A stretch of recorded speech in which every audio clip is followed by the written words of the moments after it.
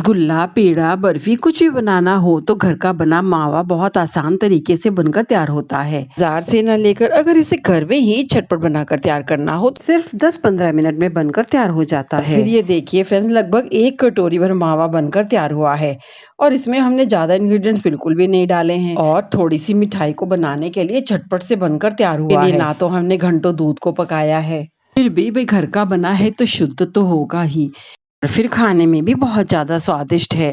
आप भी इसे बनाना चाहेंगे तो झटपट इसी तरह से आसानी से बना लेंगे। बनाने के लिए हमने सिर्फ और सिर्फ भारी तल की कढ़ाई का ही इस्तेमाल करना होगा।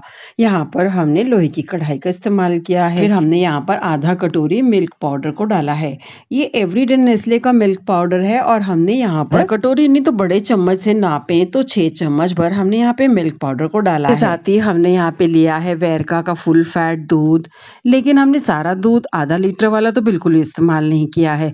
हमने सिर्फ इसका आधा यानी कि 1 बड़ा कप भर दूध को लिया है, जो कि 250 ml के बराबर है। और ध्यान रहे फ्रेंड्स, अभी हमने गैस को ऑन नहीं किया है। कढ़ाई में मिल्क पाउडर डालने के बाद थोड़ा थोड़ा करके इसमें ठंडा दूध डाल देना है। सारे ही दूध को थोड़ा थोड़ा सा डाल के हमने मिल्क पाउडर में चला देना है। अब गैस को ऑन किया है मीडियम आंच पे, लगातार कड़छी को चलाते रहना है ताकि सारा मिल्क पाउडर दूध में अच्छे से मिल जाए और फिर इसमें गुठलियां भी नहीं पड़ती हैं। आसानी से मिल्क पाउडर और ठंडा दूध आपस में मिल जाते हैं।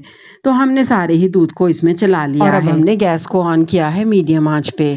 फिर भी हम कड़छी की सहायता से दूध को चलाते रहेंगे ताकि दूध तल में लगे नहीं।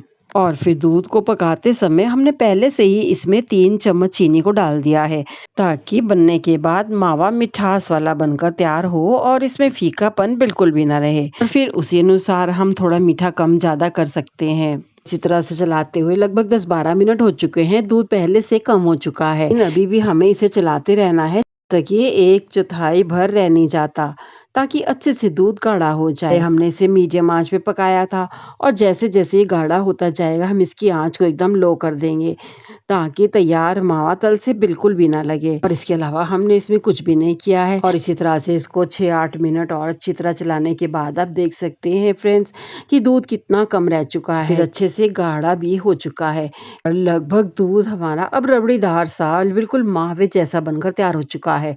तो इस समय हमने यहाँ पे लगभग आधा चम्मच भर घी को डाल देना है। इससे क्या होगा भला, इससे ये होगा कि इसको डालने से जब हम सारे ही मावे को अच्छे से चला देते हैं तो सारा मावा आराम से निकल आता है और ये इकट्ठा सा होने लगता है। इसलिए यहाँ पर घी को डालना जरूरी है और फिर इस तरह से बनाएंगे तो ये मावा बहुत ज्यादा मुलायम बनकर तैयार होगा और ये बिल्कुल रूखा रूखा सा भी नहीं रहेगा। तो इस तरह से हमने सारी ही कढ़ाई से हटाते हुए इसे आराम से छुड़ा लेना है। घी डालने की वजह से अच्छा सा सॉफ्ट हो चुका है। हमने गैस की फ्लेम को ऑफ कर दिया है और फटाफट से हमने इसे कटोरी में निकाल लेना है।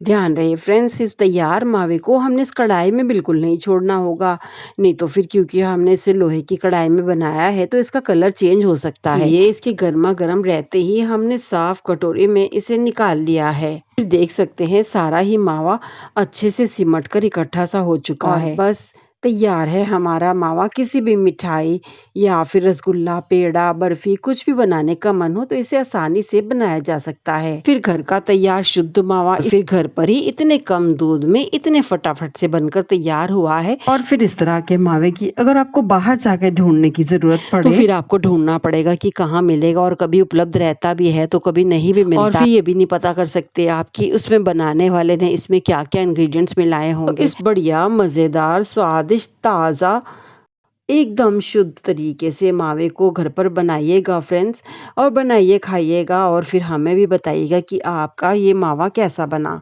और इसके साथ ही हमें लाइक और सब्सक्राइब करना बिल्कुल ना भूलें।